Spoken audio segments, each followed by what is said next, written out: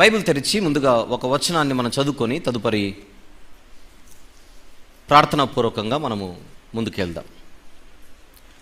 అందరూ బైబిల్ తెరిచి క్రొత్త నిబంధనలో మనకు కనబడు యాకోబు గారు వ్రాసిన పత్రిక 5వ అధ్యాయం. భక్తుడైన యాకోబు గారు వ్రాసిన పత్రిక 5వ అధ్యాయం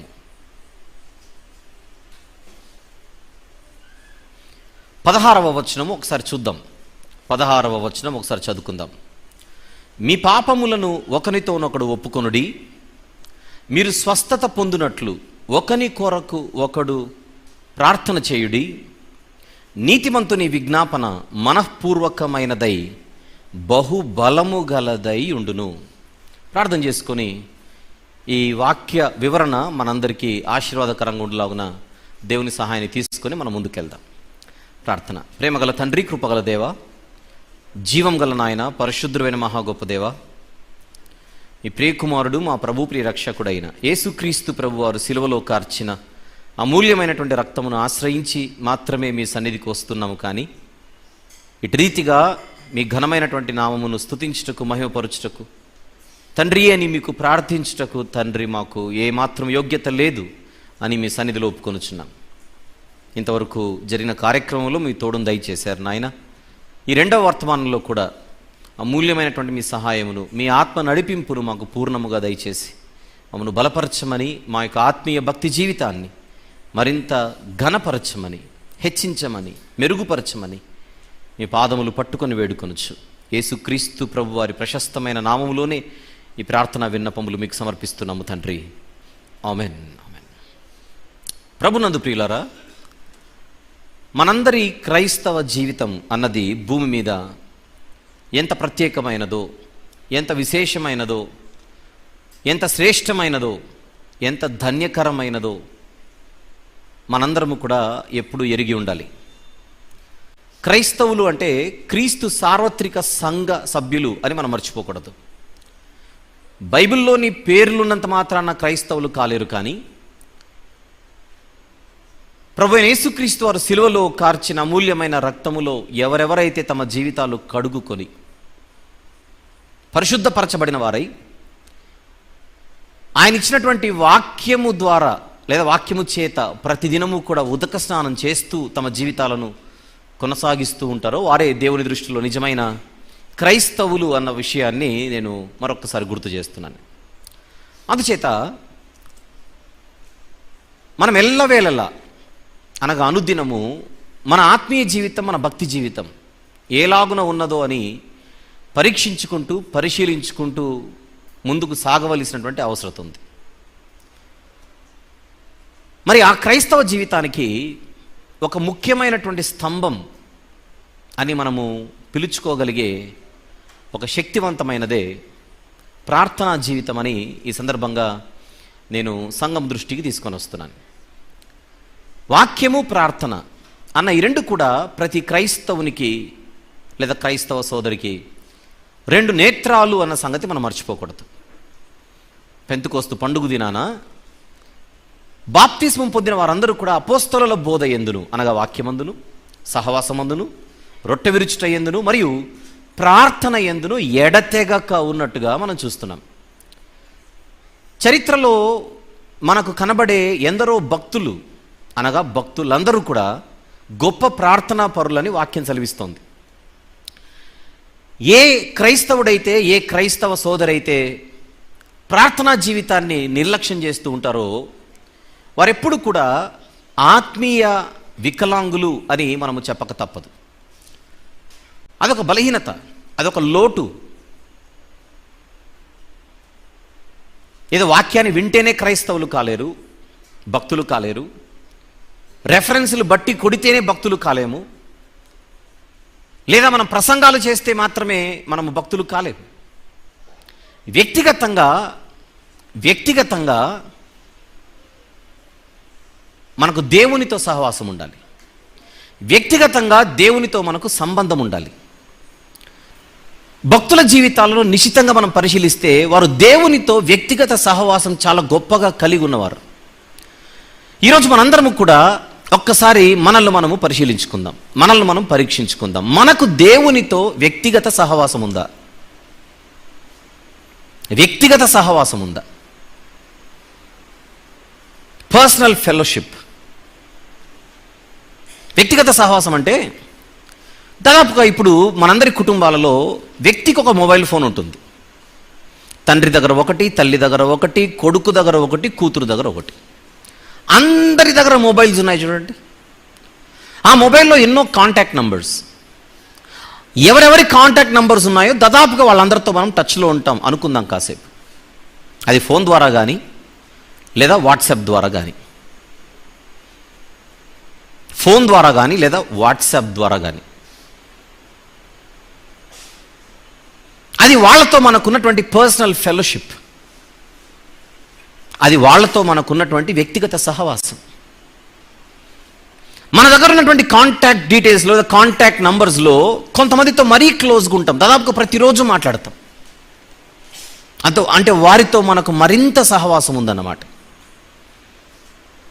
close relationship, close friendship, close fellowship. అలా ఒక్కసారి సాటి మనుషులతో మనకున్నటువంటి ఈ సహవాసం అన్నది దేవునితో ఉందా? లేదు అని ఎవరైనా అనుకుంటుంటే ఎలా ఉంటుంది అని ప్రశ్నిద్దాం. ఎలా దేవునితో మనం సహవాసం చేయగలం? Very simple, very simple. మనం ఆయనతో మాట్లాడడం, ఆయనతో మాట్లాడడం మనకు అలవాటు కావాలి. దేవునితో మాట్లాడడం మనకు అలవాటు కావాలి. ఆ మాట్లాడడాన్ని ప్రార్థన అని మనం అంటున్నాం. దేవునికి కూడా మనం ఆయనతో మాట్లాడడం అనేది చాలా ఇష్టం. ఆయన దృష్టంతా మన మీద ఉన్నప్పుడు మనము ఆయన తట్టు తిరిగి ఆయన వైపు చూస్తూ మనం ప్రార్థించాలనేది దేవుని యొక్క ఒక అద్భుతమైనటువంటి మనో కోరిక. ఉదాహరణకు యెషయా గ్రంథంలో ఇశ్రాయేలీల గురించి లేదా యూదుల గురించి ఆయన మాట్లాడుతూ అన్నటువంటి ఒక మాటను మనం జాగ్రత్తగా చూద్దామా? 43వ అధ్యాయం, యెషయా గ్రంథము 43వ అధ్యాయం 22వ వచనం ఒకసారి చూద్దాం. The book of Isaiah chapter 43 verse number 22. Yakobu, నీవు నాకు మొరపెట్టుట లేదు, ఇశ్రాయేలు, నన్ను గూర్చి నీవు విసికితివి కదా అంటున్నాడు. యాకోబు, నీవు నాకు మొర్రపెట్టుట లేదు, ఇశ్రాయేలు, నన్ను గూర్చి నీవు విసికితివి కదా. అసలు నాతో మాట్లాడాలంటేనే విసుగు కదా నీకు? నాతో మాట్లాడాలంటేనే నీకు బరువు కదా? ఇది దేవుని మాట, నా మాట కాదు. నేరుగా దేవుడే మాట్లాడుతున్నాడు. ఎవరితో? ఈ సందర్భంలో యాకోబు అనేటువంటి పేరు కలిగిన 12 గోత్రాల వారితో లేదా యూదులతో కాసేపు అనుకుందాం.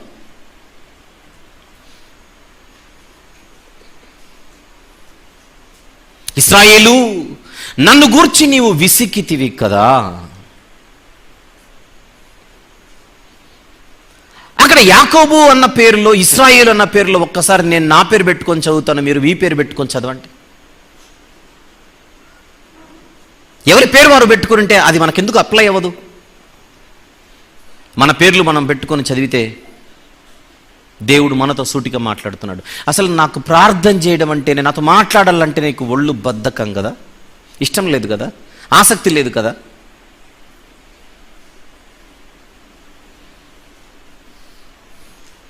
దీనికి మన దగ్గర ఉన్నటువంటి సమాధానం ఏంటి? దీనికి మన దగ్గర ఉన్నటువంటి జవాబేంటి? 100% సెల్ ఫోన్ ఛార్జింగ్ ఉంటే ఆన్ చేస్తే అది 0కి వచ్చేంతవరకు చంపేస్తాం దాన్ని. మొబైల్తో సహవాసం. ఒకవేళ ఛార్జింగ్ తగ్గిపోతే మొబైల్ లేకుండా ఎలా బతకగలనని పవర్ బ్యాంక్ కూడా పెట్టుకొని బతకట్లేదు మనం.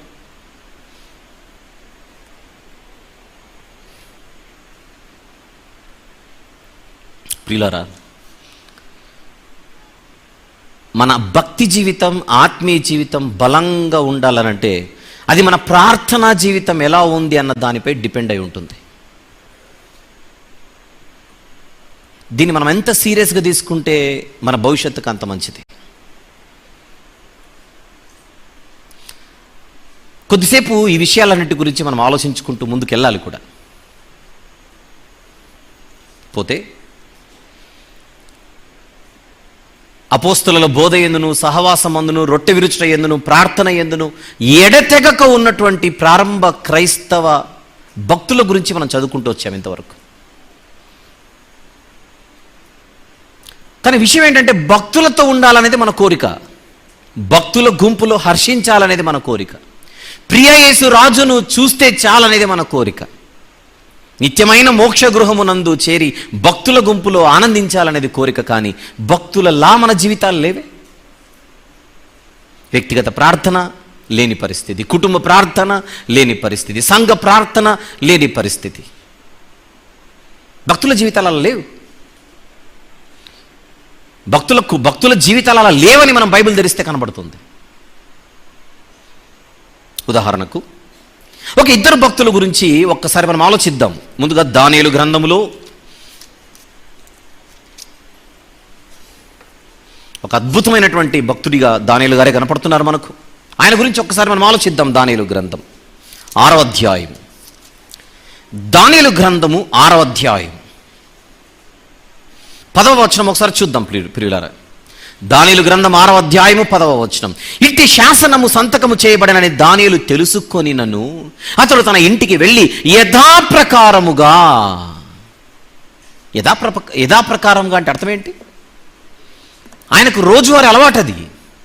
యథాప్రకారముగా అనుదినము ముమ్మారు మోకాళ్ళుని తన ఇంటి పైగది కిటికీలు యెరూషలేము తట్టునకు తెరవబడి ఉండగా తన దేవునికి ప్రార్థన చేయించు ఆయనను స్తుతించుచు వచ్చెను. దానియేలు గారి జీవితంలో ఒక ప్రార్థన ఫ్యాక్టర్ అనేది మనం చూస్తున్నాం. అది వారానికి ఒక్కసారి, నెలకొక్కసారి కాదు, అనుదినము ప్రతి పూట. అంతేనా? ప్రతిదినము ప్రతి పూట ఉదయము ప్రార్థన జీవితం, మధ్యాహ్నం ప్రార్థనా జీవితం, సాయంత్రము ప్రార్థనా జీవితం, ముమ్మారు. అది కూడా మోకాళ్ళుని.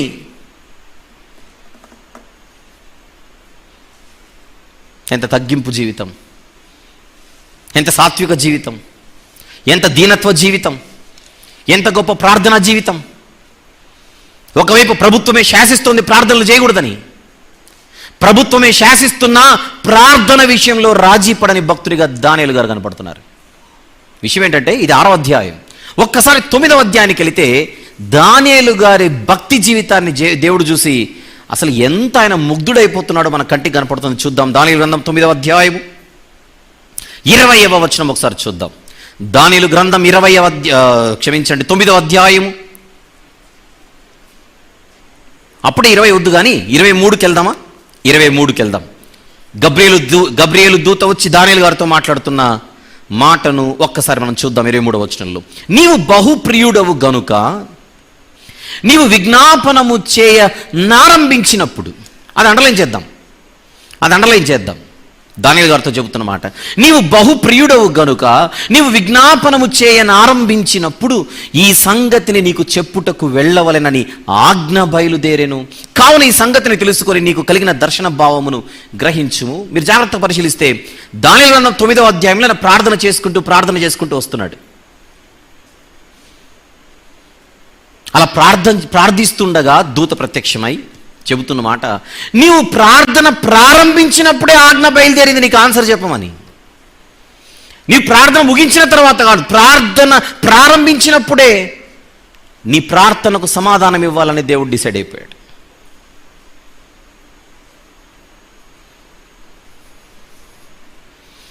దేనికి అని అడిగితే, నీవు బహుప్రియుడవు, అంతగా నచ్చేసింది నీ జీవితం దేవునికి. దానియేలు గారి జీవితం దేవునికి అంత స్థాయిలో నచ్చింది కనుక మోకరిల్లగానే ఆజ్ఞ బయలుదేరింది ఆన్సర్ చెప్పమని. భక్తుల ప్రార్థనా జీవితాలు ఎంత గొప్పగా ఉన్నాయి, మన పరిస్థితి ఏంటి? ఇది దానియేలు గారి గురించి అయితే, క్రొత్త నిబంధనలో కొర్నేలి గారి గురించి ఒకసారి ఆలోచన చేయండి. అన్యుడు, కానీ ఆయన ప్రార్థిస్తుంటే పరలోకపు పునాదులు కదులుతున్నాయి. ఆయన ప్రార్థన చేస్తుంటే దేవుడు తన దూతను పంపుతున్నాడు, నువ్వు వెళ్ళి సమాధానం చెప్పు. చూద్దాం, తెలిసినప్పటికీ చూద్దాం. అపోస్తలుల కార్యములు 10వ అధ్యాయం. మొదటి వచనం నుండి. ఇటలీ పటాలమనబడిన పటాలములో శతాధిపతి అయిన కొర్నేలి అను భక్తిపరుడు ఒకడు కైసరయలో ఉండెను. అంటే భక్తిపరుడు అన్నమాట.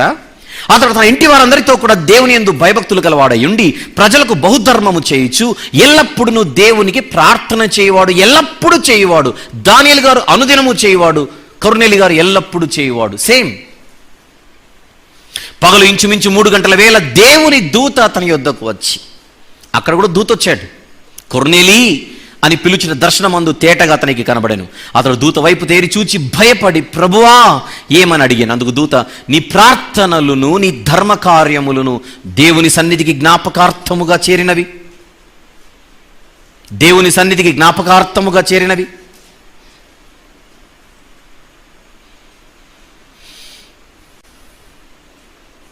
ప్రార్థనలో అంత శక్తి ఉందా? ప్రార్థన ఏకంగా దేవునిలో కదలికను తీసుకొని వస్తాయా?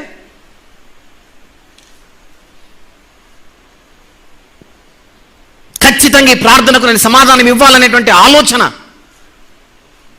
దేవుని వరకు తీసుకొని వెళ్ళిపోయేటువంటి పరిస్థితి ప్రార్థనలో ఉందా?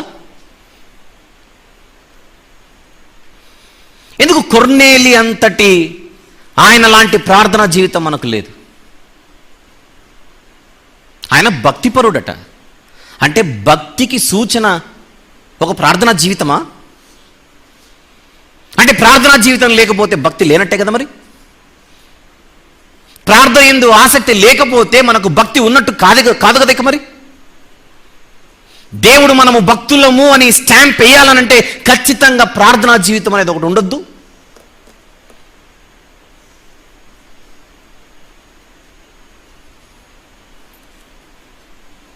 నాతో మాట్లాడడానికి మీ విసుగు కదా అని అడుగుతున్నాడు దేవుడు. నాతో మాట్లాడడానికి మీకు విసుగు కదా?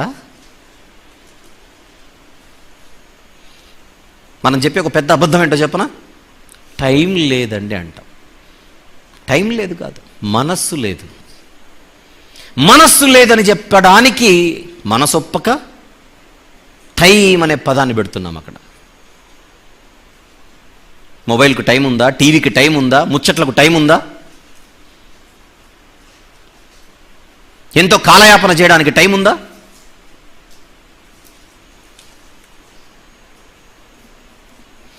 చిన్న చిన్న గ్రామాల్లో అయితే ప్రతిరోజు కూడుకుంటారు. ఆదివారం మాత్రమే కాదు, సోమ, మంగళ, బుధ, గురు వీలైనన్ని రోజులు వాళ్ళు కూడుకుంటారు. ప్రతిరోజు భౌతికంగా అందరూ ఒక చోట గ్యాదర్ అయ్యి కొద్దిసేపైనా ప్రార్థనలో గడిపి, కొద్దిసేపు దేవుని సన్నిధిలో గడిపి అందరూ కలిసి సహవాసముగా ఎంతో ఆనందంగా ఉంటారు. కొన్ని ప్రాంతాల్లో, ఇలాంటి పెద్ద జంట నగరాలు, ఇలాంటి పెద్ద పెద్ద నగరాల్లో ప్రతిరోజు మనం ఒక చోట కూడుకోవడానికి వీలు పడదు కనుక వారానికి ఒక్క మారు మాత్రమే కూడుకోగలుగుతున్నాం అందరు కలిసి. కానీ ఇప్పుడు మనకున్నటువంటి టెక్నాలజీ ఏదైతే ఉన్నదో దాన్ని ఉపయోగించుకుంటూ ఇంత విశాలమైనటువంటి నగరంలో పని చక్కగా జరగడం కోసం మనం 4 జోన్స్గా డివైడ్ చేశాం. East, west, south and north.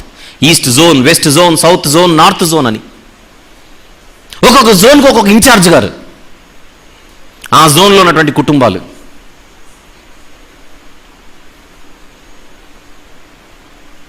ఒకరి కుటుంబం కోసం మరొకరు ప్రార్థన చేసేలా, ఒకరి కుటుంబం కోసం మరొకరు ప్రార్థన చేసేలా వెసులుబాటు కల్పిస్తూ ఆదివారం మాత్రమే మనం పరిమితం అవ్వకుండా జూమ్ ద్వారా మనము ప్రేయర్ ప్రోగ్రామ్స్ పెట్టామన్న సంగతి దాదాపుగా అందరికి తెలుసు. సోమవారం అయితే నార్త్ జోన్, మరొక వారం అయితే మరొక జోన్, అలా 4 జోన్స్ వారు ఈ సోమవారం నుంచి శనివారంలోగా ఒకరి కుటుంబం కోసం ఒకరు ప్రార్థించుకునేటువంటి అవకాశం, వారికంటే ఒక వాట్సాప్ గ్రూప్ క్రియేట్ చేసి ఆ ప్రేయర్కు, ఆ ప్రార్థనా కార్యక్రమానికి ఒక కమిటీ ఏర్పాటు చేసి, ఆ కమిటీకి ఒక ఇన్ఛార్జ్ గారిని ఏర్పాటు చేసి, ఈరోజు రాత్రి ప్రార్థన ఉందంటే వారికి గుర్తు చేస్తూ రిమైండర్స్ పంపుతూ ఆ గ్రూప్లో ఈరోజు రాత్రి 9 గంటలకు ఈ జోన్లో ప్రార్థనా కార్యక్రమం జరుగుతుంది అని జ్ఞాపకానికి తెస్తూ క్రమము తప్పకుండా నిరంతరాయంగా ప్రతి జోన్లో, ప్రతి జోన్ వారి కుటుంబాల కోసం ఆదివారము మాత్రమే కాకుండా మిగిలిన రోజులు కూడా ప్రార్థనలు జరుగుతున్నాయన్న సంగతి ఎంతమందికి తెలుసు?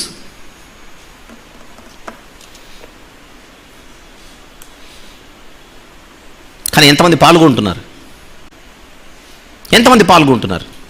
ఇక్కడ కూర్చున్న వాళ్ళందరూ కూడా ఎవరైతే ఈ స్థానిక సంఘ సభ్యులుగా ఉన్నారో, ఎవరైతే ఈ స్థానిక సభ్యత్వం కలిగి సభ్యులుగా కొనసాగుతున్నారో, మీరు ఖచ్చితంగా ఉంటే ఈస్ట్లో ఉంటారు, లేదా వెస్ట్లో ఉంటారు, లేదా సౌత్లో ఉంటారు, లేదా నార్త్లో ఉంటారు. ఏదో ఒక జోన్లో అయితే మీరు ఉంటారు. మీ జోన్కు సంబంధించిన ప్రార్థనా కార్యక్రమాలు జరుగుతున్నాయన్న సంగతి రోజు ప్రతి ఆదివారం మనం కూడుకున్నప్పుడు ప్రకటనల ద్వారా వస్తూనే ఉన్నాయిగా. పాల్గొంటున్నారా అని అడుగుతున్నాను. లేదంటే మేము పాల్గొనడం తెలుసు కానీ పాల్గొనడం లేదు, తెలుసు కానీ పాల్గొనడం లేదు అన్నదే మీ సమాధానం అయితే, తెలుసు కానీ పాల్గొనడం లేదు అనేది మీ సమాధానం అయితే, మనం కొర్నేలి గారి జాబితాలో లేం, దానియేలు గారి జాబితాలో లేం, భక్తుల గుంపులో మనం లేము. ఒక వారం మిస్ అయితే మరొక వారం అన్న మనం హాజరవద్దు.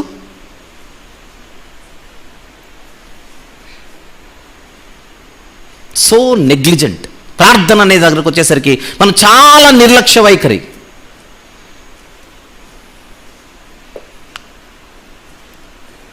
కానీ మన కోరిక ఏంటి? భక్తుల గుంపులో ఉండాలని. వస్తామన్నా వాళ్ళు డోర్ వేసేస్తారు, మనం వస్తామన్నా వాళ్ళే తలుపు వేసేస్తారు. మా దగ్గరికి రాకు, మా దగ్గరికి రాకు. పాయసంలో బల్లి పడినట్టే మనం పోతే. ఎందుకంటే వాళ్ళ దగ్గరకు పోతే సువాసన, వాళ్ళ దగ్గరకు వెళితే సువాసన, భక్తుల దగ్గర పరిమళ వాసన వెదజల్లబడుతుంటుంది. మనలాంటి వాళ్ళు వెళితే దుర్వాసన. ప్రార్థన ధూపము నిరంతరము వాళ్ళు దేవునికి సమర్పిస్తుంటే ఇలాంటి ఆలోచనలే లేకుండా ప్రార్థనా జీవితాన్ని మనము నిర్లక్ష్యానికి దాని దారి తీసుకుంటూ నిర్లక్ష్యం వహిస్తూ ఎంత వెనుకబడినటువంటి స్థితిలో ఉన్నాం ఒక్కసారి మీరు ఆలోచన చేయవలసిందిగా మనవి చేస్తున్నాను.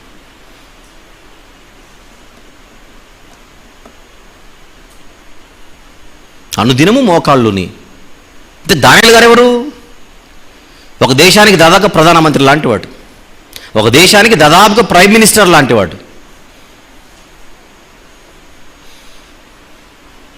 ముందు నుంచి అలవాటు ఆయనకి. బాలుడిగా బబులోనుకి వెళ్ళాడు, వృద్ధుడైన తర్వాత కూడా అక్కడే ఉన్నాడు, అక్కడే మరణించాడు. చిన్నప్పటి నుంచి ప్రార్థనా జీవితం కలిగినటువంటి ఆయన ఎన్ని బాధ్యతలు. నెబుకద్నెజరు ఏ స్థాయికి తనను హెచ్చించాడో మనందరికీ బాగా తెలుసు. ఎన్ని బాధ్యతలు ఉంటాయి, బిజీ షెడ్యూల్ ఉంటాయి. ఎంత బిజీ షెడ్యూల్ ఉంటుంది తనకి. మనం అంటాం టైం లేదని. టైం లేదనే మాట అంటే ఆయన అనాలి, టైం లేదు అనే మాట అనాల్సి వస్తే ఆయన అనాలి.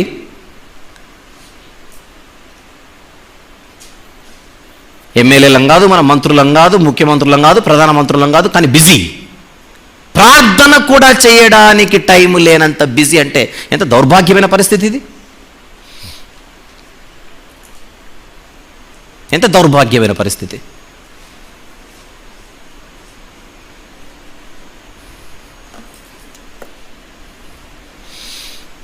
ఈ భక్తుల ప్రార్థనా జీవితాలు చూసేటప్పుడు, వారి ప్రార్థనా జీవితాల గురించి మనం చదివేటప్పుడు ఎందుకో సిగ్గనిపిస్తుంటుంది.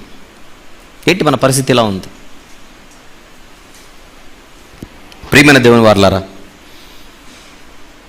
దేవునితో సహవాసాన్ని మనం ఆస్వాదించాలి. ఇంకొక విషయం చెప్తున్నాను నేను. మీరు ఇంట్లో కానీ ఎక్కడైనా ప్రార్థన చేసేటప్పుడు అవకాశం ఉంటే మోకాళ్ళునే ప్రార్థన చేయండి.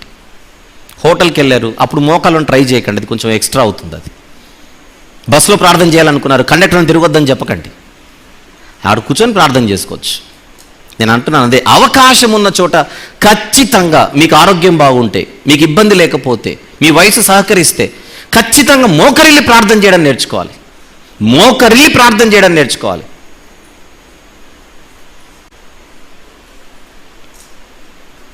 స్టైల్గా మనం కూర్చొని ప్రార్థన చేయడం కాదు. అలా ప్రార్థించడానికి, మోకరిల్లి ప్రార్థించడానికి చాలా తేడా ఉంటుంది. అది అనుభవంలో వస్తుంది, అనుభవపూర్వకంగా. ఏదో మనము నేను చెబుతున్నాను ఓ చెప్పేవలే అన్నట్టు కాదు, అది అనుభవంతో వస్తుంది. బలిష్టమైన దేవుని చేతి క్రింద ఎల్లప్పుడూ మనం ఎలా ఉండాలి? దీన మనస్కులై ఉండాలి, దీన మనస్కులై ఉండాలి. భక్తులు మోకరిల్లి ప్రార్థించేవారు. పేతురు గారి నుంచి ఆయన మోకరిల్లి ప్రార్థించేవాడు, పౌలు గారి నుంచి ఆయన మోకరిల్లి ప్రార్థించేవాడు. చూద్దాం కొన్ని వచనాలు. అపోస్తలుల కార్యములు 9వ అధ్యాయం. అపోస్తలుల కార్యములు 9వ అధ్యాయం 40వ వచనం చూద్దామా? 40వ వచనం. పేతురు అందరినీ వెలుపలికి పంపి, చూడండి అన్నమాట, పేతురు అందరినీ వెలుపలికి పంపి మోకాళ్ళుని ప్రార్థన చేశాడు. అది పాయింట్ అక్కడ, మోకాళ్ళుని ప్రార్థన చేశాడు. గమనిస్తున్నారా? అదే అపోస్తలుల కార్యంలో పౌలు గారి గురించి ఒక్కసారి మనం చూద్దాం. 20వ అధ్యాయం, అపోస్తలుల కార్యంలో 20వ అధ్యాయం 36వ వచనం చూద్దాం ఒకసారి. 36. ఆ త్రీలాగు చెప్పి మోకాళ్ళుని వారందరితో ప్రార్థన చేశాను. మోకాళ్ళుని వారందరితో ప్రార్థన చేశాను. గుర్తుపెట్టుకోవాలి, ప్రార్థన గురించి ఎవరైనా తక్కువ చేసి మాట్లాడుతుంటే, ప్రార్థన అవసరం లేదనేటువంటి ఆలోచన మీ దృష్టికి ప్రత్యక్షంగానో పరోక్షంగానో తెస్తున్నారనంటే దానివల్ల మీరు బలపడేదేం లేదు. ప్రార్థన అవసరం లేదు, ప్రార్థన అవసరం లేదు, ప్రార్థన అవసరం లేదు. పాపం ఈ బోధ భక్తులకు ఎవరు చెప్పక, అవునా? భక్తులు ప్రార్థనా పరులు మాత్రమే కాదు, మోకరిల్లి ప్రార్థించేవారు. ఇంకేమందాం దీన్ని? మోకరిల్లి ప్రార్థించేవారు. యాకోబు గారు ఏమంటున్నారు స్టార్టింగ్లో? నీతిమంతుని ప్రార్థన బహుబలము గలది. నీతిమంతుని ప్రార్థన, నీతిమంతుని విజ్ఞాపన మనఃపూర్వకమైనదై బహుబలము గలదై ఉండును. పెదవులతో ప్రార్థించేవారు కాదు నీతిమంతులు, పెదవులకు మాత్రమే పరిమితమయ్యేది కాదు నీతిమంతుల ప్రార్థన. వారు మనస్ఫూర్తిగా చేస్తారట ప్రార్థనలు, మనస్ఫూర్తిగా చేస్తారు. చెయ్యాలంటే చెయ్యాలి కాదు, చెయ్యాలంటే చెయ్యాలి కాదు. మొదటి వర్తమానం అయిపోయిన తర్వాత ప్రతి ఆదివారం మనందరం కొద్దిసేపు దేవుని స్తుతించడానికి మనం కేటాయిస్తాం. అలా స్తుతించేటప్పుడు మన మనసు ఎక్కడ తిరగాలి? అలా స్తుతించేటప్పుడు, దేవుని మహిమపరిచేటప్పుడు, దేవునికి కృతజ్ఞతాస్తుతులు చెల్లించేటప్పుడు అది పెదవులతో కాదు చేయవలసింది, మనఃపూర్వకమైనదై ఉండాలి. మనఃపూర్వకమైనదై ఉండాలనంటే ఫస్ట్ ఆఫ్ ఆల్ వాక్యం వినాలి. మొదటి వర్తమానంలో ఏం చెబుతున్నారో వినాలి, ఎందుకు చెబుతున్నారో వినాలి, ఆ కాన్సెప్ట్ తెలియాలి, ఆ థీమ్ తెలియాలి, ఏం చెప్పాలని ప్రయత్నం చేస్తున్నారో తినాలి, అది వినాలి. ఆ విన్న తర్వాత దాన్ని నెమరు వేసుకుంటూ హృదయపూర్వకంగా మనఃపూర్వకంగా దేవుని స్తుతించాలి. ఇప్పుడు టైం ఇచ్చారు కనుక మైక్ తీసుకోవాలి, మైక్ తీసుకున్నాం కనుక 2 మాటలు చేస్తే అయిపోయి. అది నీతిమంతుల ప్రవర్తన కాదు, నీతిమంతుల తీరు కాదు. హృదయపూర్వకంగా దేవుని స్తుతించాలి, మనఃపూర్వకంగా దేవుని ఆరాధించాలి, హృదయపూర్వకంగా దేవునికి ప్రార్థన చేయాలి.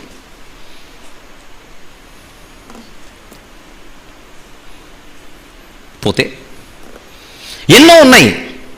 స్తుతి ప్రార్థన, కృతజ్ఞత ప్రార్థన, విజ్ఞాపన ప్రార్థన. ఇలాంటి ప్రార్థనలు ప్రస్తుతం మనకున్నటువంటి సమయాన్ని బట్టి, మనకున్నటువంటి టైంని బట్టి కాసేపు నేను విజ్ఞాపన ప్రార్థన గురించి కొన్ని విషయాలు మీ దృష్టికి తెచ్చే ప్రయత్నం చేస్తున్నా. సహజంగా మనం ఎవరి కోసం ప్రార్థన చేస్తాం? ఎక్కువగా నేనైతే నా కోసం, మీరైతే మీకోసం. నాకు అది లేదు ప్రభువా, ఇది లేదు ప్రభువా, అది ఇవ్వు ప్రభువా, ఇది ఇవ్వు ప్రభువా, ఆ అవసరం ఉంది ప్రభువా, ఈ కోరిక ఉంది ప్రభువా. ఇలాంటివి మనం చేసి మన లిస్ట్ అంతా మనం పెడతాం. తప్పులేదు. ఎవరిని అడుగుతాం మరి? అడగవలసినవి ఏవైతే వాక్యం ఆమోదిస్తుందో వాటిని మాత్రము విన్నపాలుగా, విజ్ఞాపనలుగా దేవుని ఎదుట పెట్టడంలో తప్పులేదు, బానే ఉంది. కానీ మన గురించి మనం మాత్రమే ప్రార్థన చేయడమా? ఇతరుల గురించి కూడా ప్రార్థన చేయాల్సిన అవసరం ఉందా అని మిమ్మల్ని అడుగుతున్నా నేను. మన గురించి మనం ప్రార్థించడమేనా? ఇతరుల గురించి కూడా ప్రార్థన చేయాల్సినటువంటి బాధ్యత, అవసరత అనడం కంటే బాధ్యత ఉందా లేదా మనకని అడుగుతున్నాను. ఉందంటారా లేదంటారా? ఉంది. నా గురించి మాత్రమే కాదు, నా కుటుంబీకుల గురించి, నా కుటుంబం గురించే మాత్రమే కాదు, నా బంధువుల గురించి, నా బంధువుల గురించే మాత్రం కాదు, నా తోటి సంఘస్థుల గురించి, నా ఇరుగు పొరుగు వారి గురించి నేను ప్రార్థన చేయాల్సిన బాధ్యత ఉందంటారా లేదంటారా? ఉంది. ఒకరి కొరకు ఒకడు ప్రార్థన చేయాలి. మన గురించి మాత్రమే కాదు, అది స్వార్థం అవుతుంది. బాగానే ఉంది. మరి పక్క వాళ్ళ గురించి ఏం చేయాలి? కొన్ని సందర్భాలలో వాళ్ళ ఆరోగ్యం పరిస్థితి చెబుతుంటారు మనకు, మా ఆరోగ్యం సరిగ్లేదు ప్రార్థించండి. చేద్దాం, దేవుని చిత్తం. నీ చిత్తమైతే స్వస్థపరచు ప్రభువా, నీ చిత్తమైతే మంచి బలాన్ని అనుగ్రహించు ప్రభువా, నీ చిత్తమైతే మంచి ఆరోగ్యం అనుగ్రహించండి ప్రభువా.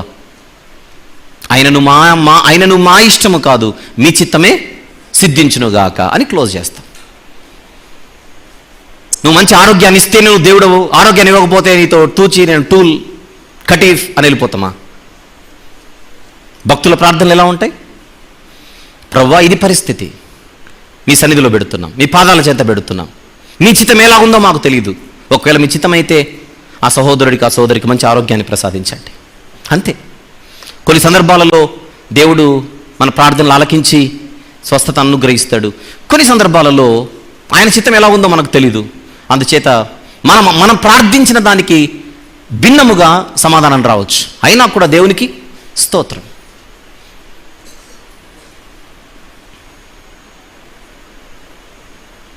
రైట్.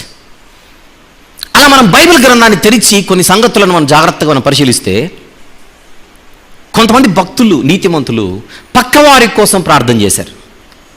విషయం ఏంటంటే, ఒకవేళ వాళ్ళు చేసిన దేవుడు వినకపోయి ఉండేవాడేమో, కానీ వీళ్ళు చేశారు కనుక వాళ్ళ ప్రార్థనలు దేవుడు ఆలకించిన సందర్భాలు కొన్ని ఉన్నాయి.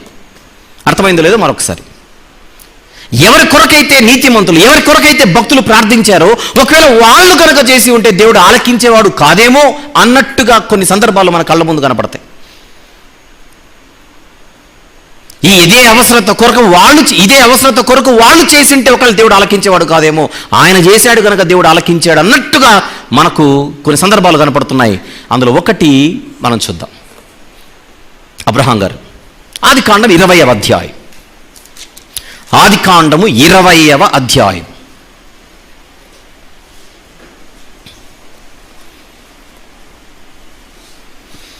అబ్రహాం గారు తన భార్య అయిన శారమ్మ గారిని తీసుకొని గెరారు అనేటువంటి ప్రాంతములో కొద్ది రోజులు ఆయన నివసించాడు. అక్కడ ఉన్నటువంటి అబీమెలెకు అనేటువంటి పాలకుడు ఎవరైతే ఉన్నారో, మరి అతను తనకున్నటువంటి బలము చేత అబ్రహాము గారి భార్య అయినటువంటి శారమ్మ గారిని తన దగ్గర తీసుకున్నాడు. సందర్భం చెప్తున్నాను, భార్య అని తెలియక. తర్వాత దేవుడు అతను హెచ్చరించాడు. తర్వాత తాను చేసిన తప్పును తెలుసుకొని అబీమెలెకు అనేటువంటి ఈయన శారమ్మ గారిని తిరిగి అబ్రహాం గారి దగ్గరికి పంపించేశాడు. అయితే తర్వాత జరిగినటువంటి వాళ్ళిద్దరి మధ్య, అబీమెలెకు అలాగే అబ్రహాం గారికి మధ్య జరిగినటువంటి సంభాషణ తర్వాత అబ్రహాం గారు ఏం చేస్తున్నారో 18వ వచనంలో చూద్దాం. ఆదికాండం 20వ అధ్యాయంలో, ఆదికాండం 20వ అధ్యాయము 17-18 చూద్దాం. 17-18 చూద్దాం. అబ్రహాము దేవునిని ప్రార్థింపగా దేవుడు అబీమెలెకును అతని భార్యను అతని దాసీలను బాగు చేసేను. అది పాయింట్ చూడండి. ఎవరు ప్రార్థిస్తే అక్కడ వాళ్ళకు కార్యం జరుగుతోంది. ఎవరు ప్రార్థిస్తే అబీమెలెకు యొక్క బృందానికి మేలు జరుగుతోంది. అబ్రహాం గారు ప్రార్థన చేశారు. ఏలైనగా అబ్రహాము భార్య అయిన శారాను బట్టి దేవుడు అబీమెలెకు ఇంటిలో ప్రతి గర్భమును మూసి ఉండేను. గర్భాలను దేవుడు మూసాడు, ప్రార్థనేమో అబ్రహాం గారు చేశారు. అప్పుడు దేవుడు సమాధానం ఇచ్చి వారిని బాగు చేశాడు.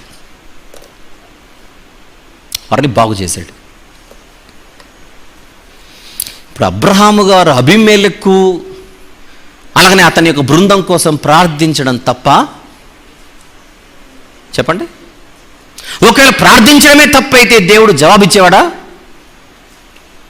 అబ్రహాము గారు అబీమెలెకు అనేటువంటి ఆయన కోసం, ఆయన వెనకలున్న వారి కోసం ప్రార్థించడం అన్నది దేవుడు ఆమోదించనట్ట?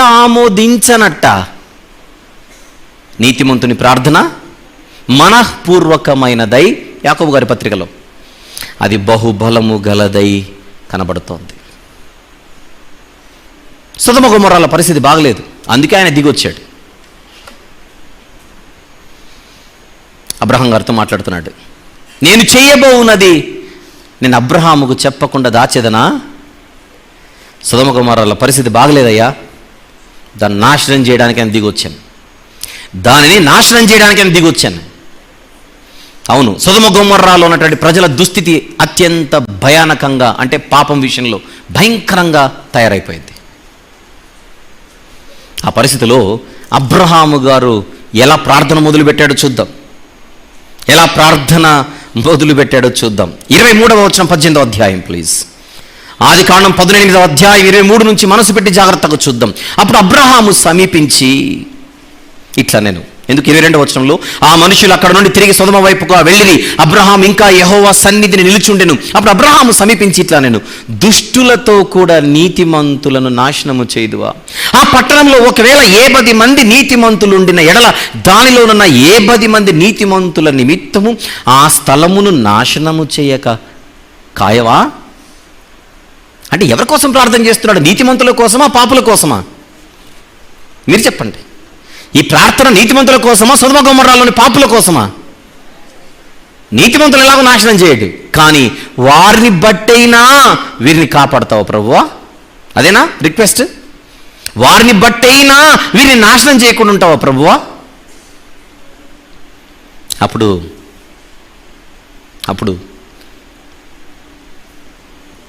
దేవుడు ఓకే, ఎస్.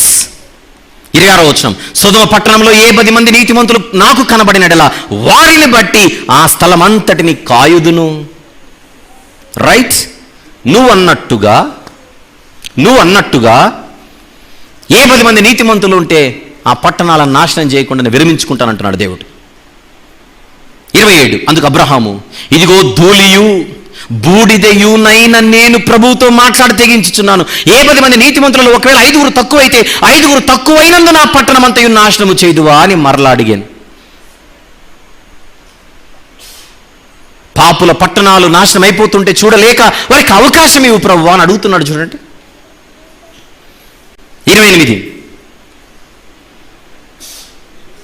ఏ 10 మంది నీతిమంతులలో ఒకవేళ 5 తక్కువైతే 5 తక్కువైనందు నా పట్టణం అంతా నాశనం చేయదు అని అడిగినప్పుడు నాశనం చేయనంటున్నాడు. అతను ఇంకా ఆయనతో మాట్లాడుచు, ఒకవేళ అక్కడ 40 మందియే కనబడుదురేమో అనినప్పుడు ఆయన ఆ 40 మందిని బట్టి నాశనం చేయకుందునప్పుడు అతడు ప్రభువు కోపపాడని ఎడల నేను మాట్లాడేదను. ఒకవేళ అక్కడ 30 మందే కనబడుదురేమో అనినప్పుడు ఆయన అక్కడ 30 మంది నాకు కనబడిన ఎడల నాశనం చేయను అంటున్నాడు. అందుకు అతడు, ఇదిగో ప్రభువుతో మాట్లాడి తెగించి తిని ఒకవేళ అక్కడ 20 మంది కనబడుదురేమో ప్రభువా, 20 మంది ఉన్న వారిని కాపాడుతావు కదా.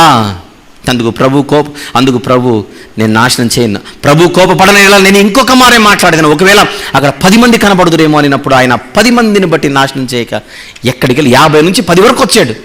50 నుంచి 10 మంది వరకు వచ్చాడు. ఇంతకు ఆయనకున్నటువంటి భారం నీతిమంతుల గురించా, పాపుల గురించా? మీరు చెప్పండి సందర్భాన్ని బట్టి. నీతిమంతులను కాపాడు ప్రభువా, నీతిమంతులను కాపాడు ప్రభువా అన్నదా ప్రార్థన? వారిని బట్టైనా వీరిని కాపాడు ప్రభువా అంటున్నాడా? అబ్రహాం గారి ప్రార్థన మనకు అర్థం కావాలి. వాళ్ళు ఎలా బతికినాను పరలోకానికి తీసుకొని వెళ్ళు ప్రభువా అనేది కాదు ప్రార్థన. అక్కడ ఒక నీతిమంతుడు, ఒక భక్తుడు పాపుల కొరకు చేస్తున్న ప్రార్థన ఏంటి మనం నేర్చుకోవాలి. ఇక్కడ ఒక నీతిమంతుడు, ఒక భక్తుడు చరిత్రలో పాపుల కొరకు చేస్తున్న ప్రార్థన ఏంటి? వాళ్ళు ఎలా బతికినా పర్లేదు ప్రభువా, నువ్వు నాశనం చేయొద్దు. అందుకే నేను ప్రార్థన చేస్తున్నాను. తాగినా చూడొద్దు, తిరిగినా చూడొద్దు, ఎగిరినా చూడొద్దు, భయంకరమైనటువంటి వ్యభిచార సంబంధమైన జీవితం ఉన్నా నువ్వు చూడొద్దు ప్రభువా, నన్ను బట్టైనా కూడా వాళ్ళకి పరలోకం ఇవ్వు ప్రభువా అనేది సిఫారసు కాదు, ఇది రికమెండేషన్ కాదు. అది పాపులుగా ఉన్నా పరలోకం ఇవ్వు ప్రభువా అనేది కాదు ప్రార్థన. అవకాశం ఇవ్వు ప్రభువా, మారతారేమో ఇండైరెక్ట్ కదే అక్కడ. అవకాశం ఇవ్వు ప్రభువా. నీతిమంతులు పాపుల కోసం, భక్తులు పాపుల కోసం చేయాల్సిన ప్రార్థనలు ఏంటో మనం నేర్చుకోవాలి.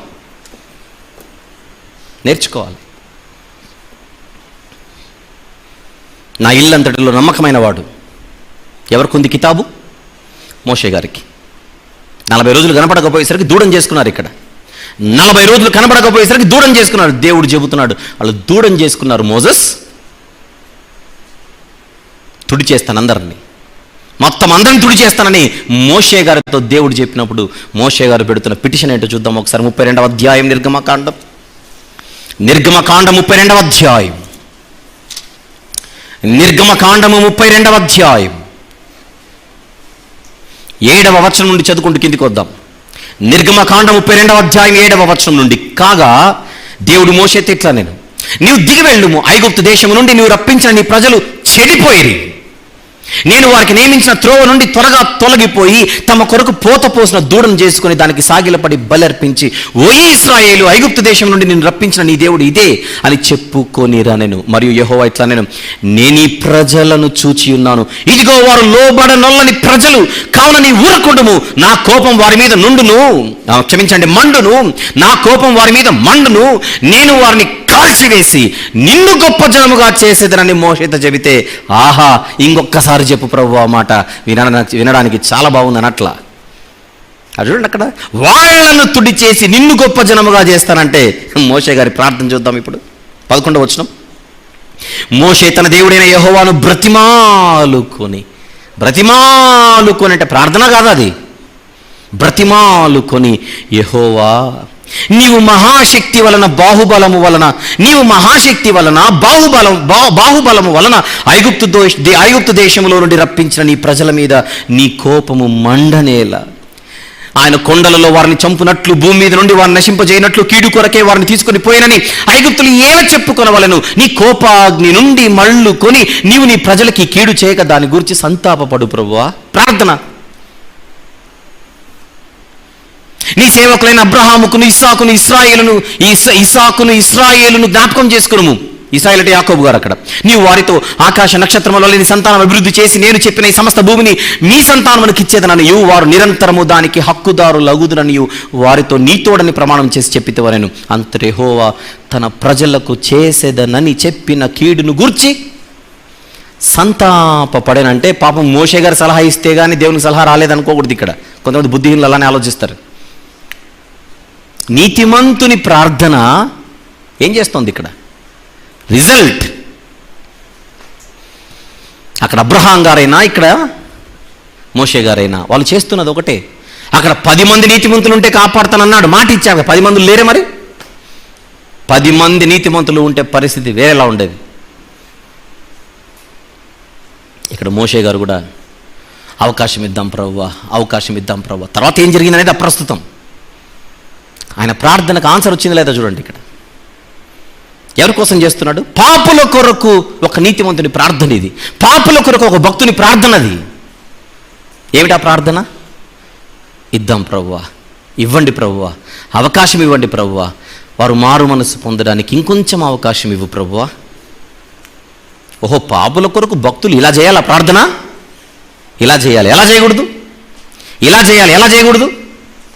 తిరిగితే తిరిగాడు ప్రభువా, నువ్వు కళ్ళు మూసుకో ప్రభువా. తాగితే తాగాడు ప్రభువా, నువ్వు చూడకు ప్రభువా. బూతులు మాట్లాడితే మాట్లాడాడు ప్రభువా, నువ్వు వినకు ప్రభువా. వాడికి పరలోకమైతే ఇవ్వు ప్రభువా. అప్పుడు దేవుడు ఏ ఊరు నుంచి వచ్చేవరా అని అడుగుతాడు. ప్రార్థన చేసిన వాడిని ఏ ఊరు నుంచి వచ్చేవరా అని అడుగుతాడు. పాపుల కొరకు భక్తులు ఏం చేయాలి, ఏం చేయకూడదు, ఆ క్లారిటీ మనకు ఉండాలి. పాపుల కొరకు ఏం చేయాలి, ఏం చేయకూడదు.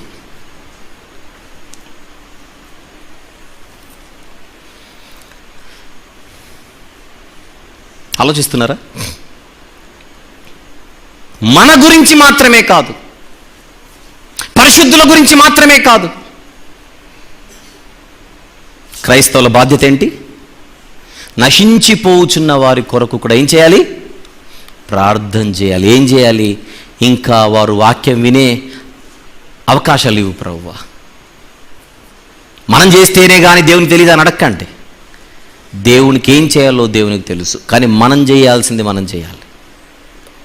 మనం చేయాలి. చూద్దాం మరికొన్ని వచనాలు. యోబు గ్రంథం.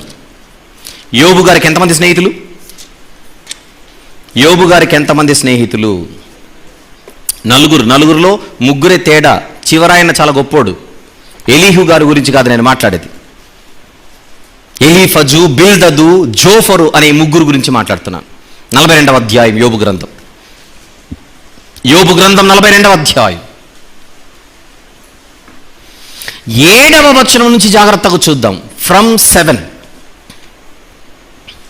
యెహోవా యోబుతో ఈ మాటలు పలికిన తర్వాత, తీసారా? యోబు గ్రంథం 42వ అధ్యాయము 7వ వచనం నుంచి యెహోవా యోబుతో ఈ మాటలు పలికిన తర్వాత ఆయన తేమానీయుడైన ఎలీఫజుతో ఇలాగూ సెలవిచ్చాను. నా సేవకుడైన యోబు పలికినట్లు మీరు నన్ను గురించి యుక్తమైనది పలుకలేదు కనుక నా కోపము నీ మీదను నీ 2 స్నేహితుల మీదను మండుచున్నది. అక్కడ కూడా అదే నిర్గమకాండంలో, ఇక్కడ కూడా అదే. కాబట్టి 7 ఎడ్లను 7 పొట్టేలను మీరు తీసుకొని నా సేవకుడైన యోబు నొద్దకు పోయి మీ నిమిత్తము దహన బలి అర్పింపవలెను. అప్పుడు నా సేవకుడైన యోబు, నెక్స్ట్ మాట చూడండి అందరూ, మీ నిమిత్తము ప్రార్థన చేయును. నా దృష్టిలో మీరు పాపులు, మీ దృష్టిలో మీరు నీతిమంతులు. ఈ ముగ్గురు స్నేహితులు ఎంత బిల్డప్ ఇచ్చారు యోబు గారి దగ్గరకు వచ్చి. యోబు గారేమో చాలా భీకరమైన పాపాలు చేశాడు, మేము మాత్రం చాలా నీతిమంతులు అన్నట్టుగా పరిసయ్యుల నీతిని కనుపరిచారు ఈ ముగ్గురు వచ్చి. తమ దృష్టిలో తామే నీతిమంతులు అనుకుని వారంటే దేవునికి అసహ్యం. ఆయన దృష్టిలో పాపులు. కానీ ఏం అవకాశం ఇస్తున్నాడు ఇక్కడ? నా సేవకుడైన యోబు మీ నిమిత్తము ప్రార్థన చేయును, మీ అవివేకమును బట్టి మిమ్మల్ని శిక్షింపక ఉండునట్లు. చూడండి అన్నమాట, అండర్లైన్ చేయాలి ఈ మాటలన్నీ. మీ అవివేకమును బట్టి మిమ్మల్ని శిక్షింపక ఉండునట్లు నేను అతనిని మాత్రం అంగీకరించేదని ఎలైనగా నా సేవకుడైన యోబు పలికినట్లు మీరు నన్ను గురించి యుక్తమైనది పలుకలేదు. 9 తేమానీయుడైన ఎలీఫజును, షూహీయుడైన బిల్దదును, నయమాతీయుడైన జోఫరును పోయి యెహోవా తమకు ఆజ్ఞాపించినట్లు చేయగా యెహోవా వారి పక్షమున ఎవరిని అంగీకరించాడు? యోబు గారిని అంగీకరించాడు. ఈ ముగ్గురికి ఒక రకంగా యోబు గారి ప్రార్థన ప్రాణభిక్ష పెట్టింది. పాపుల కొరకు ఒక భక్తుడు చేస్తున్న ప్రార్థన. ఇక ఇంకొక గొప్ప సంగతి ఏంటంటే 10వ వచనం జాగ్రత్తగా చూడండి అందరూ. 10వ వచనం అందరూ చూద్దాం. మరియు యోబు తన స్నేహితుల నిమిత్తము ప్రార్థన చేసినప్పుడు యెహోవా అతని క్షేమస్థితిని మరలా అతనికి దయచేశాడు. ఎంత ఆలోచనాత్మకం చూడండి మాట. వారి కొరకు ప్రార్థన చేసినప్పుడు ఈయనకు క్షేమం కలిగిందట. పాపుల కొరకు భక్తులు ప్రార్థన చేస్తే భక్తులకు క్షేమమా అంటే దేవుడు వారి యొక్క స్వభావాన్ని పరిశీలిస్తున్నాడు. ఏం చేస్తున్నారు? ఒకరి నాశనాన్న మనం కోరుకుంటుంది. ఒకరి నాశనాన్ని కాదు మనం కోరుకోవాల్సింది, వారి రక్షణను మనము కోరుకోవాలి. వారి రక్షణను మనము కోరుకోవాలి. సామెతల గ్రంథం 24వ అధ్యాయం. నాకున్న తక్కువ సమయంలో ముగించాలి కనుక ఇక్కడ కొంచెం స్పీడ్గా వెళ్తున్నాను, మీరు నన్ను క్యాచ్ చేస్తే బాగుంటుంది. 24వ అధ్యాయం సామెతల గ్రంథం 17-18 వచనములు. 17-18 వచనములు. నీ శత్రువు పడినప్పుడు సంతోషింపకుము, వాడు తొట్టిల్లినప్పుడు నీవు మనసును ఉల్లసింపకుము. యెహోవాది చూచి అసహించుకొని వాని మీద నుండి తన కోపము త్రిప్పుకొనునేమో. అసహ్యం అనమాట. మన శత్రువులు పడిపోవాలని మనం కోరుకోవడం, మన శత్రువులు నాశనం అంటే మనకు ఫస్ట్ ఆఫ్ ఆల్ శత్రువులు ఉండకూడదు. కానీ ఎవరైతే మనల్ని శత్రువులుగా భావిస్తున్నారో, ఎవరైతే మన నాశనాన్ని కోరుకుంటున్నారో అలాంటి వారి నాశనాన్ని మనం కోరుకోకూడదట. మనల్ని ద్వేషించేవారు పడిపోవాలని, మనం అంటే పడని వారు కూలిపోవాలని, నాశనం అయిపోవాలని మనము పొర్రపాటును కూడా కోరుకోకూడదు. మనం ఏం చేయాలి? మనము శత్రువులు పడిపోకూడదని కోరుకోకూడదు, పడిపోవాలని కోరుకోకూడదు, క్షమించండి. మరి ఏం చేయాలి? మత్తయి సువార్త 5వ అధ్యాయంలో ఏం చేయాలి?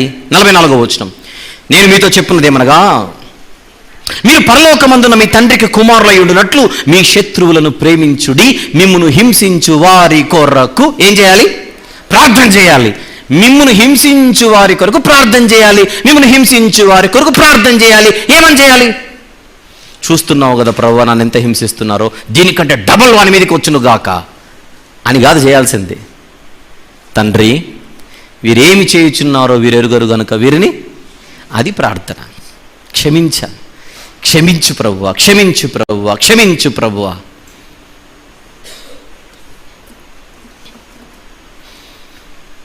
పాపుల కొరకు ఇప్పుడు అన్యాయంగా నా నిమిత్తము మీరు సమస్త జనుల చేత ద్వేషింపబడుదురు, హింసింపబడుదురు, వారు మీ మీద అబద్ధముగా చెడ్డ మాటలెల్లా పలుకుదురు. ఇవన్నీ ముందే చెప్పాడు. భక్తి జీవితాన్ని కలిగి ప్రభు కోసం మనం బ్రతికేటప్పుడు మనల్ని ద్వేషించేవారు ఉంటారు, దూషించేవారు ఉంటారు, మన మీద అబద్ధముగా చెడ్డ మాటలెల్లా పలికేవారు ఉంటారు. అలాంటి వారు పాపాలను మూట కట్టుకుంటున్నప్పుడు మనం ఏం చేయాలి? ప్రభువా ఈ దోషము వారి మీద రాకుండును గాక అని ప్రార్థన చేయాలి. ఏం చేయకూడదు?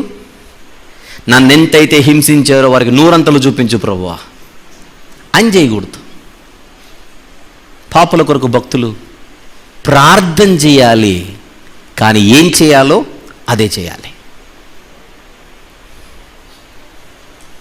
గమనించాలి. అవకాశం ఇవ్వమని చెప్పాలి. వారు మారు మనసు పొందుటకు ప్రభువా, యుగ సంబంధమైన దేవత వారి మనోనేత్రములు మూసివేసింది ప్రభువా, వారికి అవకాశం ఇవ్వు ప్రభువా. మన ప్రార్థనలో పాపుల విషయంలో, అంటే మనల్ని ద్వేషించే వారి విషయంలో మన ప్రేమ కనబడాలి. దేవునికి నటనతో వేషధారణతో కూడుకున్నదే అది ఉండకూడదు.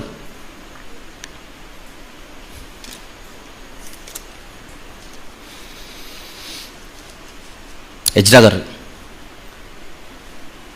ఇశ్రాయేలీలు భయంకరమైన, అంటే యూదులు ఇశ్రాయేలీలు కలిసి వచ్చారు రిటర్న్లో. బబులోను చెర నుండి వచ్చినప్పుడు వాళ్ళు ఎంత భయంకరమైన పాపాన్ని మూటగట్టుకున్నారో అది తెలిసినప్పుడు ఎజ్రా గారు ఎంత దుఃఖంతో ప్రార్థిస్తున్నాడో.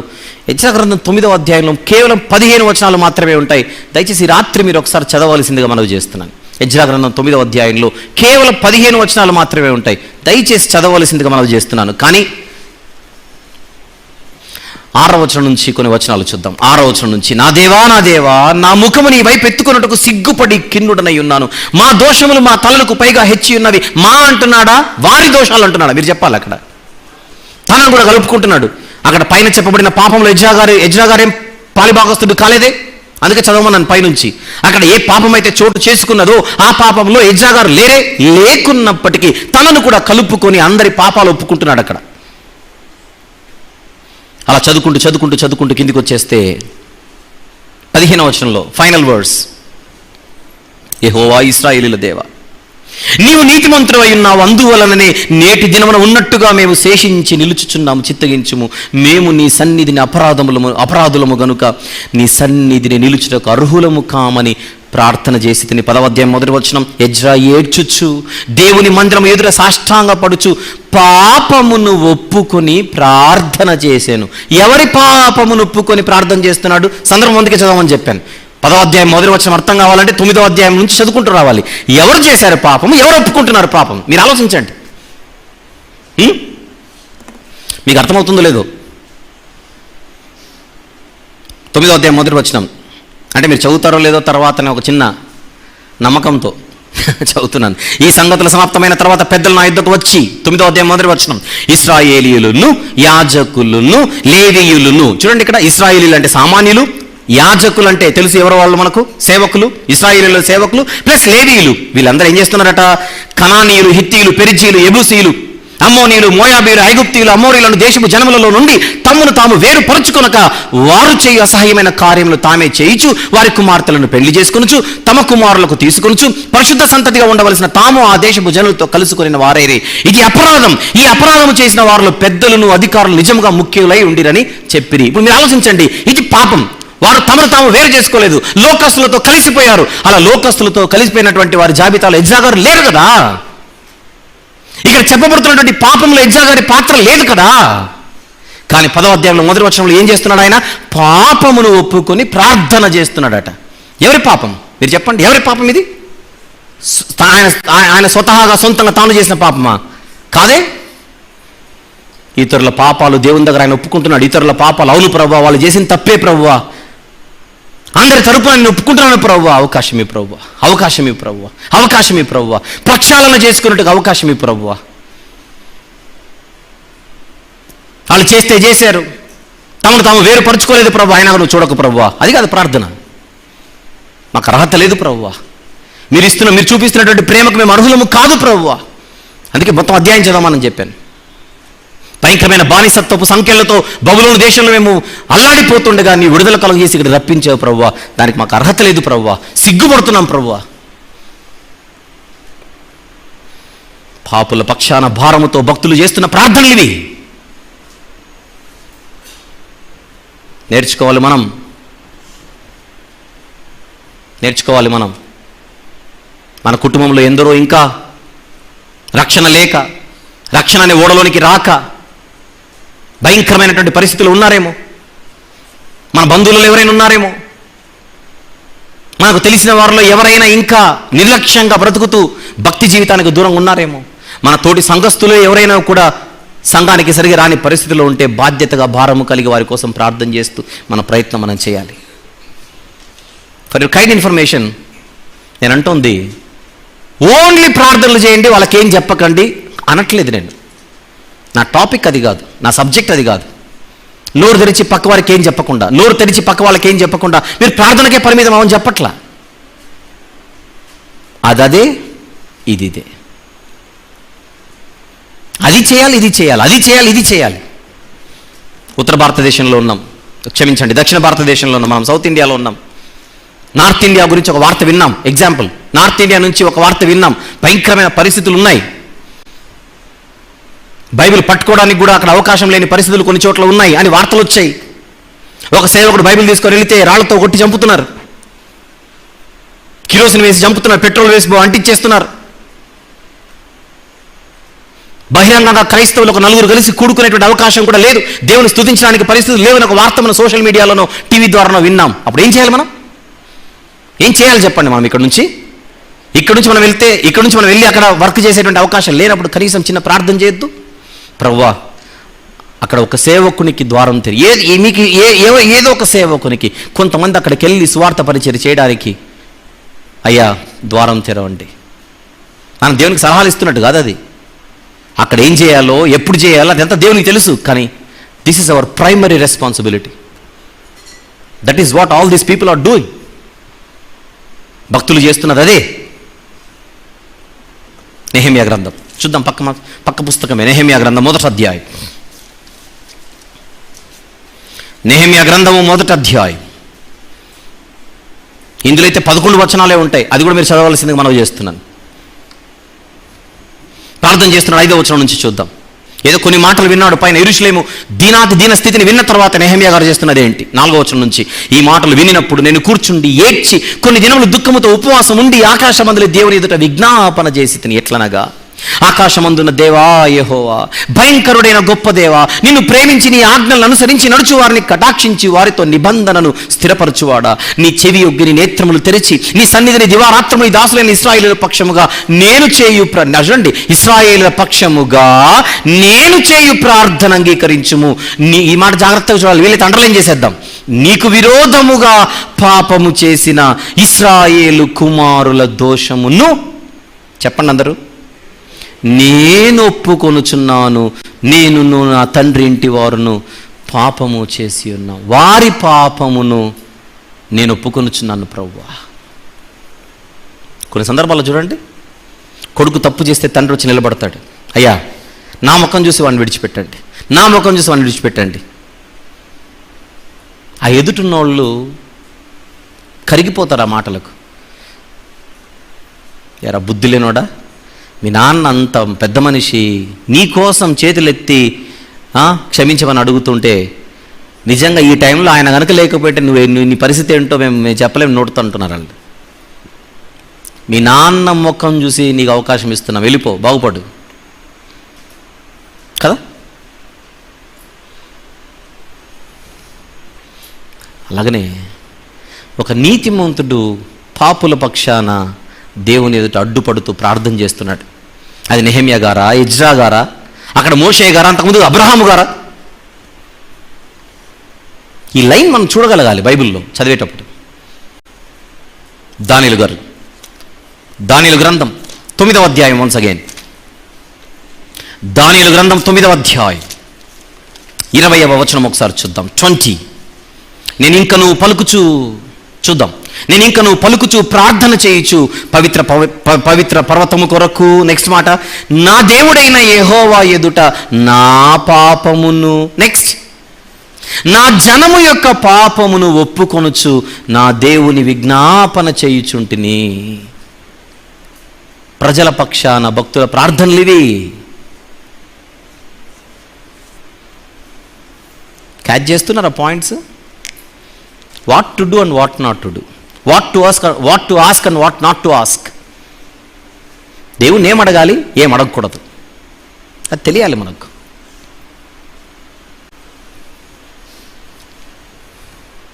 చివరిగా లూకాసు వార్త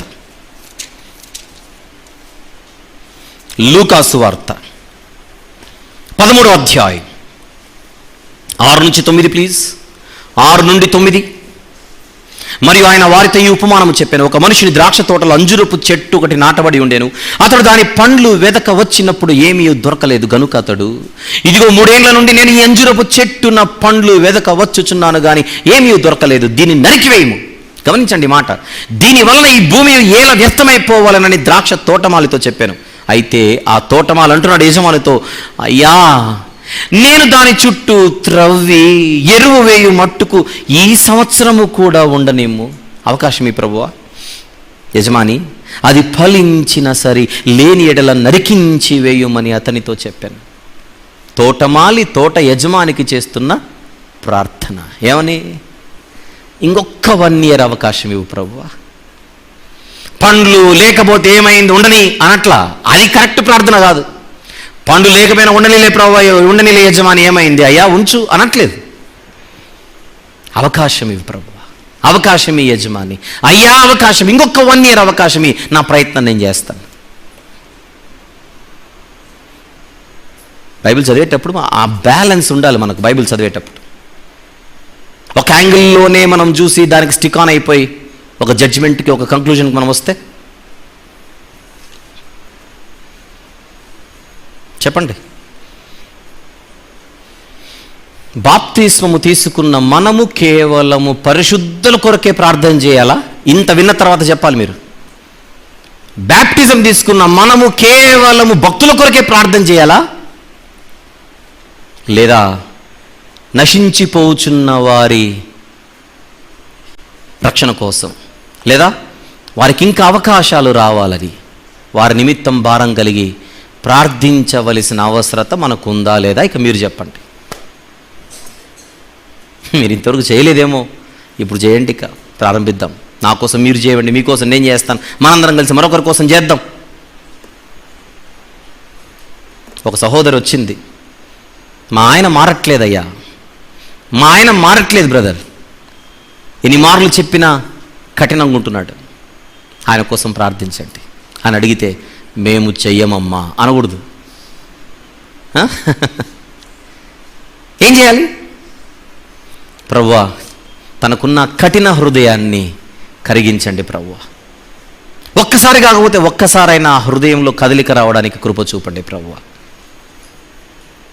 లోకస్తులు అంటారు, ఏ దేవుని తెలీదా నువ్వు చెప్పాలా అని అంటారు. వాళ్ళకు ప్రార్థన అంటేనే తెలియదు కనుక నోటికి వచ్చిందల్లా మాట్లాడతారు. దేవుడు మనకు నేర్పిస్తున్నాడు, దేవుడు మనకు నేర్పిస్తున్నాడు. మన ఇంటికి ఎవరో వచ్చారు, మనం మాట్లాడుతున్నాం. చిన్న బిడ్డలు ఉంటారు మన ఇంట్లో, కొడుకో కూతురో, వాళ్ళు జీఏ మధ్యలో వచ్చేస్తారు. వచ్చేసి వాళ్ళు మాట్లాడుతుండగా వీళ్ళు తలదూర్చి మనతో ఏదో మాట్లాడుతుంటారు. నాన్న నా చెల్లి బిస్కెట్ ఇవ్వలేదు, అన్న చాక్లెట్ తీసుకున్నాడని ఈ గొడవలు చెప్తుంటారు అక్కడ సీరియస్గా వాళ్ళు ఏదో మాట్లాడుతుంటే. అది ఒకసారి బాగానే ఉంటుంది, 2 సార్లు బాగానే ఉంటుంది, 3వసారి ఆ పిల్లలకు మనం నేర్పించాం. ఏం నేర్పిస్తాం? నేను ఎవరితో అయినా మాట్లాడేటప్పుడు నువ్వు నాతో మాట్లాడాలంటే ఎక్స్క్యూజ్ మీ నాన్న నన్ను, లేదా వాళ్ళు వెళ్ళిపోయిన తర్వాత వచ్చి మాట్లాడు. మరి అర్జెంట్ అయితే నా పర్మిషన్ తీసుకున్నది మాట్లాడడానికి, నా పర్మిషన్ తీసుకున్నది మాట్లాడడానికి. అప్పుడు మనము కొడుకు తండ్రితో మాట్లాడడానికి అనుమతి కావాలనా అని సబ్జెక్ట్ స్టార్ట్ చేయకూడదు. వాడికి మర్యాదలు తెలియాలిగా, పద్ధతి తెలియాలిగా. నాన్న ఖాళీగా ఉన్నాడా లేడా, ఎవరితోనే మాట్లాడుతున్నాడా లేదా, ఇప్పుడు నేను వెళ్ళొచ్చా వెళ్ళకూడదా. మన పిల్లలకు మనము కొన్ని పద్ధతులు నేర్పిస్తాం. వాడికి మన దగ్గర స్వతంత్రం ఉంది, మనతో మాట్లాడవచ్చు, అన్నీ ఉన్నాయి. కానీ సిచ్యువేషన్కు తగ్గ పద్ధతులు వాడికి తెలియాలి. ఏ సందర్భంలో ఉన్నా నేను, మా నాన్నే, ఆయనే సందర్భంలో ఉన్నాడు. మన పిల్లలకి ఎలాగైతే మనం పద్ధతులు నేర్పిస్తామో దేవుడు తన గ్రంథము ద్వారా మనకు కూడా పద్ధతులు నేర్పించాడు, మర్యాదలు నేర్పించాడు, క్రమం నేర్పించాడు. ఎందుకు యూనిఫామ్, బడిలో ఎందుకు యూనిఫామ్ వేసుకొని రమ్మంటారు? ఒక పద్ధతి.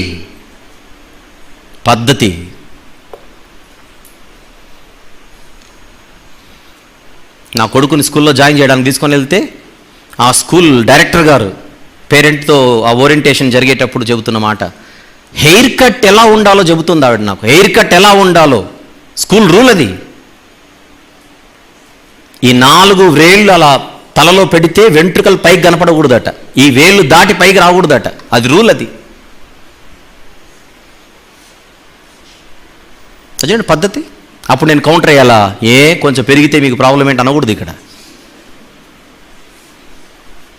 హెయిర్ కట్ కరెక్ట్గా ఉండాలి, డ్రెస్సింగ్ కరెక్ట్గా ఉండాలి, యూనిఫామ్ కరెక్ట్గా ఉండాలి, టైంకు రావాలి. అందుకే నేను ఎక్కడి బార్బర్ షాప్ తీసుకుని వెళ్ళాను, ఆ స్కూల్ ముందరున్నదే ఒకటి ఉంది. ఎందుకంటే ఆ మనిషికి తెలిసి ఉంటుంది ఏం చేయాలి. ఎక్కడో ఉన్న దగ్గర తీసుకుని వెళ్తే తెలీదు కనుక ఆ స్కూల్ ఎదురుగానే ఒక బార్బర్ షాప్ ఉంటుంది. అక్కడ తీసుకొని వెళ్తే ఏం చెప్పను, ఈ మా వాడు ఆ స్కూల్ స్టూడెంట్, నువ్వు కటింగ్ చేయనగానే టక చేసి పంపించేస్తాడు. మ్యాటర్ అర్థమైపోయింటుంది అతనికి.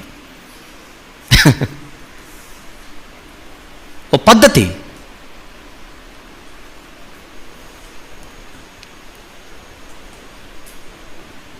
దేవుడు మనకు మర్యాదలు నేర్పిస్తున్నాడు, పద్ధతులు నేర్పిస్తున్నాడు, బాధ్యతలు నేర్పిస్తున్నాడు, క్రమాన్ని నేర్పిస్తున్నాడు. అప్పుడప్పుడు బయట వాళ్ళు అంటుంటారు, బయట వాళ్ళు అంటే ఎవరు? బైబిల్ అంటే పడని వాళ్ళు. మీ దేవుడికి మీరు చెప్తే కానీ తెలియదు, మరి అందుకే ప్రార్థన చేయమంటున్నాడని. వాళ్ళకున్న నాలెడ్జ్ అలాంటిది. అలాంటి వాళ్ళని లెక్కలో పెట్టుకోవాల్సిన అవసరంలా.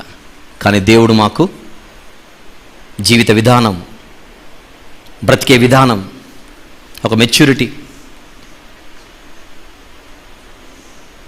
వాళ్ళ స్కూల్లో రూల్ ఏంటంటే బర్త్డే వస్తే స్కూల్లో చాక్లెట్లు పంచకూడదు. ఆ రోజు ఆ బిడ్డను తీసుకొని ఏదైనా ఆర్ఫనేజ్కి తీసుకొని వెళ్ళాలి. అది రూల్. పిల్లల బర్త్డే రోజున ఒక ఆర్ఫనేజ్కి తీసుకొని వెళ్ళి అక్కడున్న పిల్లలకి ఏదైనా ఆహారం కానీ ఏదైనా కూడా పంచిపెట్టేలా చేయాలి.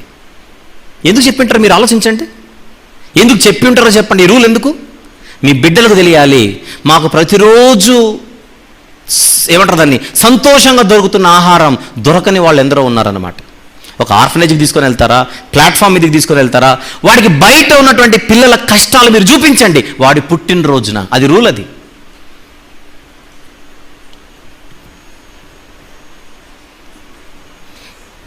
మనకున్న చిన్న మట్టి బుర్రకే మన పిల్లలకు సంస్కారం నేర్పిస్తున్నాం, మర్యాదలు నేర్పిస్తున్నాం, పద్ధతులు నేర్పిస్తున్నాం, సత్యాన్ని చూపిస్తున్నాం, వాస్తవాలు చూపిస్తున్నాం, లైఫ్ అంటే ఇదిరా అని చూపిస్తున్నాం, రూపాయి విలువ అంటే ఏంటో చెబుతున్నాం, వాడికి తిండి యొక్క వాల్యూ ఏంటో మనం నేర్పిస్తున్నామే.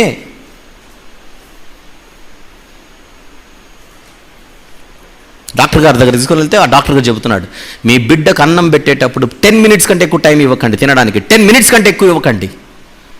వాడు మొబైల్ చూస్తూ లేదా ఇంకొకటి చూస్తూ అరగంట తింటానంటే ఒప్పుకోకండి. 10 నిమిషాల్లో తిన్నంతనే పెట్టండి. 11 నిమిషం ప్లేట్ లాగేసేయండి అని చెప్పాడు. ప్లేట్ లాగేసేయండి. అలా 2 సార్లు జరిగితే 3ఓసారి క్రమంగా తినేసి వెళ్ళిపోతాడు. ఒక వైద్యుడి దగ్గరికి వెళ్తే పద్ధతి నేర్పిస్తున్నాడు, ఉపాధ్యాయుని దగ్గరికి వెళ్తే పద్ధతి నేర్పిస్తున్నారు, తల్లిదండ్రులుగా మనం పద్ధతి నేర్పిస్తున్నాం. ప్రార్థన చేయడం అనేది పద్ధతి, అది ఇతరుల కొరకు చేయడం అనేది భారం, బాధ్యత, అది హృదయపూర్వక చేయడం అనేది క్రమం. దేవునికి సలహాలు ఇస్తున్నట్టు కాదు, మనకు దేవుడు నేర్పిస్తున్నట్టు. ఎవరైనా ప్రార్థనా జీవితాన్ని నిర్లక్ష్యం చేయాలన్న ఆలోచన కలలో కూడా రాకుండా జాగ్రత్త పడాలి. రేపు రాత్రి నార్త్ జోన్ వాళ్ళకు ప్రార్థన ఉంది జూమ్లో. ఎంతమంది వస్తారో నేను చూడాలి. తర్వాత ఈస్ట్ జోన్ వరకు ఉంటుంది, తర్వాత వెస్ట్ జోన్ వారికి, తర్వాత సౌత్ జోన్ వారికి. ఎవరి డేస్ వాళ్ళకి తెలుసు. ఎంతమంది కుటుంబాలు ఈ వారం ప్రార్థనలో పాల్గొంటారో చూద్దామనే ఆశతో ఎదురు చూస్తూ ఈ అంశాన్ని ముగిస్తున్నాను, ఈ సందేశాన్ని ముగిస్తున్నాను. ఈ మాటలన్నీ దేవుడు మనందరి వినికిడిలో గొప్పగా నూరంతలుగా ఫలింపజేయునుగాక. ప్రార్థన చేసుకుందాం. ప్రేమగల తండ్రి, కృపగల దేవ, జీవము గల నాయన, పరిశుద్ధమైన మహా గొప్ప దేవ, ఈ రాత్రి మీరు మాకు ఇచ్చిన ఈ మాటలన్నిటిని బట్టి మిమ్మల్ని స్తుతిస్తున్నాం ప్రభు. మీరు మాకు నేర్పిస్తున్న పద్ధతులను బట్టి, మర్యాదలను బట్టి, భారమును బట్టి, తండ్రి సంస్కారాన్ని బట్టి, మాలో మీరు చూడాలనుకుంటున్నటువంటి పరిపక్వతను బట్టి తండ్రి మిమ్మల్ని స్తుతిస్తున్నాం. ప్రార్థనా జీవితాన్ని నిర్లక్ష్యం చేయకుండా హెచ్చరింపబడి జాగ్రత్త పడి ఆసక్తితో మేము పాల్గొనొచ్చు. నాయన, మీకు ఆనందకరమైనటువంటి జీవితాన్ని మేము కలిగి ఉండులాగున సహాయం చేయమని, సాతాను దొంగిలించుకునే మాటలన్నీ ప్రతి ఒక్కరూ కూడా వారి హృదయంలో భద్రపరుచుకొని గొప్పగా కాపాడుకొని ఫలించినట్లుగా సహాయం చేయమని మీ పాదములు పట్టుకొని బ్రతిమలాడొచ్చు. మీ ప్రియ కుమారుడు, మా ప్రభు, ప్రియ రక్షకుడైన యేసుక్రీస్తు ప్రభు వారి పరిశుద్ధ నామములు ప్రార్థన సమర్పిస్తున్నాము తండ్రి. ఆమెన్.